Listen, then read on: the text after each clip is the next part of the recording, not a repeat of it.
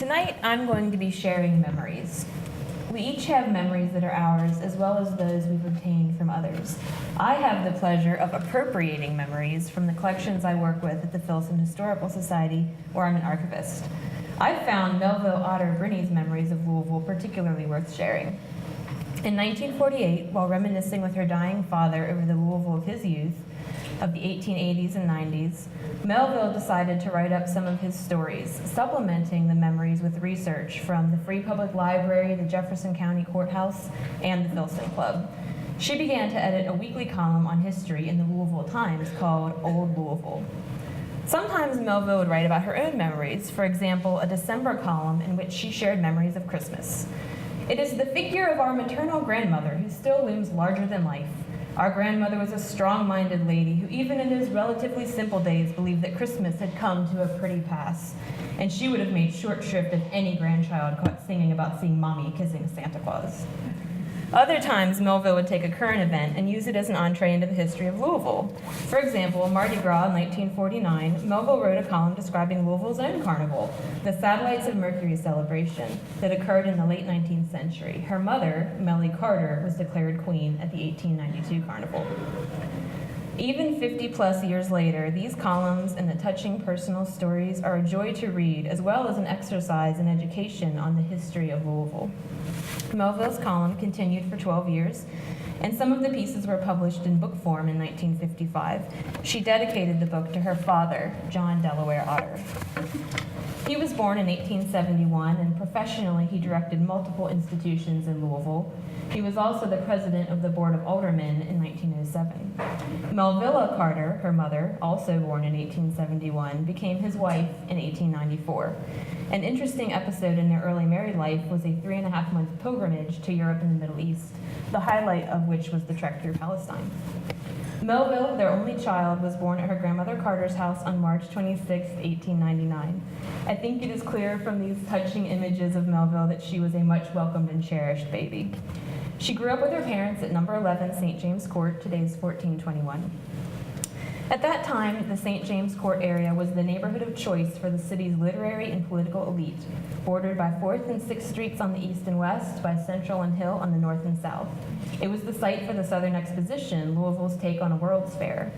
At the close of the expo, the land was developed to replicate residential parks in London, creating a secluded, tree-lined, fashionable community. The neighborhood attracted poets, writers, artists, and politicians, and over the years was home to authors Elizabeth Maddox Roberts, Fannie Macaulay, and Alice Egan Rice, her poet husband, Cale Young Rice, as well as poet Madison Kawine. Several Louisville mayors, including Bruce Hoglitzel, lived on the court. Melville interacted with several of these luminaries, notably Mrs. Rice. My knowledge of Melville's life is not only revealed through these photographs you've been seeing. Influenced by her father, who kept both personal and travel diaries, she began a memory book, a cross between a journal and a scrapbook, in 1912. At the Filson, we hold 3 of these volumes, and it is from these, as well as her photograph collections, that I was really able to learn about the teenage Melville Otter. Melville attended Semple Collegiate School for her early education through sophomore year in high school. It was a small, private girls' school. She recorded school gossip, trouble with discipline, and her concerns about exams in the memory book's pages, stating, "Exams, oh horrible, horrible horrors, are next week." She also enjoyed participating in the drama program. Before her junior year, Melville transferred to the public girls' high school, where she was overwhelmed by the numbers, recording, "I've never seen as many girls in my life as were there. I really didn't know there were that many in Louisville. I'm not timid, but a change from a class of 8 to a class of 300 or 400 is really rather bewildering." Melville did survive, and she graduated in 1916. More of the space in Melville's memory books was devoted to social life. Early on, she recorded secrets about teachers and classmates through dramatic notes and nonsense that she and her girlfriend had gotten up to. Here she is documenting the midnight burial of a note with top secret information, suggesting no one attempt to discover it under pain of death. She also wrote specifically about her different groups of friends. The Court Girls Club, one such group, were St. James Court neighborhood friends. They gathered for luncheons, put on dramatic performances to raise money for charity as well. With author Frances Hodgson Burnett's permission, they performed The Secret Garden in 1912, raising $45 for the Baby's Milk Fund. Melville's social group outside of the neighborhood consisted of classmates from Semple's. They studied together, gossiped together, attended social outings. She engaged in typical teenage spats with friends, once writing, "Helen and I nearly clawed each other's eyes out arguing." They also engaged in random silliness, as she recorded, "We walked up 4th Street and bowed 'how do you do' to all of the streetcars." As she matured, Melville recorded more about formal social interactions. Early on, she was horrified by boys calling on her, but soon she was going out in mixed parties and attending dancing circles. She really enjoyed these, writing, "I had such a wonderful time I could dance to get out and get under all night." Hands down, the social engagement that Melville liked the most was going to the theater, which she did weekly. She was constantly recording her reactions to these events.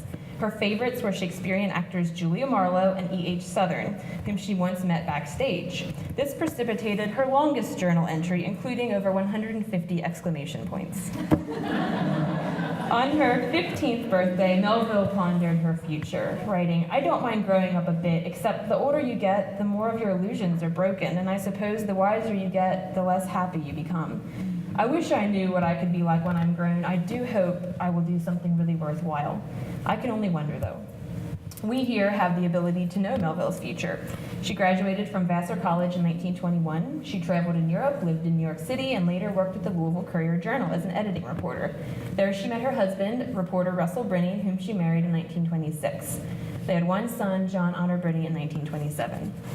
As an adult, Melville was president of the Junior League of Louisville, a board member of the LFPL, and a member of the Filson.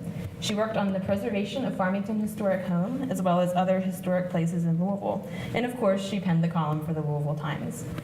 Melville passed away on January 29, 1986, but ensured that her memories would live on by donating her family papers and photos to the Filson Historical Society for others to share and learn from. Thank you.